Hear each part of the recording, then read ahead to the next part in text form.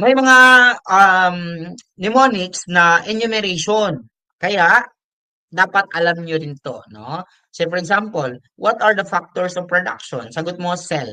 Cell, capital, entrepreneur, land, and labor. Okay? Pag naman po, military governor general for the Americans, sagot mo naman dyan, Merit, Otis, and Arthur MacArthur. That is MOA.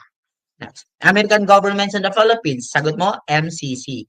Military, Commonwealth, and Civil. Powers of the state, sagot mo naman dito, PET.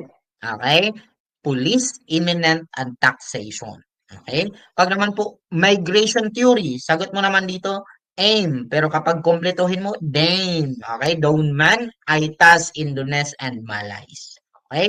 Periods of the Earth, sagot natin dito, Pre-Pamse. Precambrian, Paleolithic, Mesozoic, and Cenozoic. Okay? Pre-Pamse. Precambrian, Paleolithic, Mesozoic, and Cenozoic. Okay? Pag expeditions naman po, Malucasavipi, Magellan, Loaiza, Cabot, Saavedra, Villalobos, Legazpi. Okay? Pag naman po punemang suprasegmental, Hatdan. Okay? Haba, Tono, Diin, and Antala. Tama ba? Okay. Next. Next. Pagbabagong morpoponimiko naman po, map na may tatlong P. Okay? Map na may tatlong P. Metathesis, yung paglilipat ng posisyon, nilipad, linipad. Asimilasyon, di ba? Pag asimilasyon, that's friendly na pagsakop, no?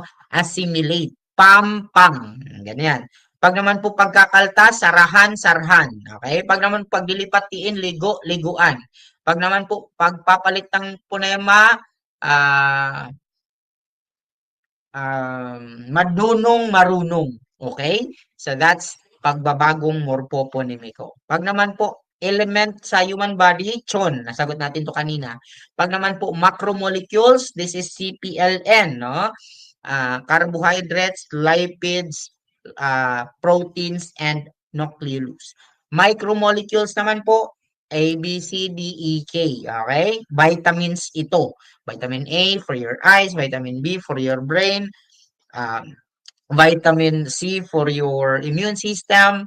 Pag deficient ka ng vitamin C, scurvy. Okay? Pag naman po, vitamin D, nakukuha mo yun sa araw. Vitamin E for your skin. Vitamin K for your blood clotting. Okay? Next, layers of the atmosphere. Troposmite. Okay? Troposmite. Troposphere, stratosphere, mesosphere, ionosphere, thermosphere, and exosphere. Okay? Pag perfect base pair, sabihin mo lang at GC, adenine and thymine, guanine and cytosine. Again, adenine and thymine, guanine and cytosine. Pag tinanong ka sa board exam ng perfect base pair. Okay, natuto ba? Yes. Next.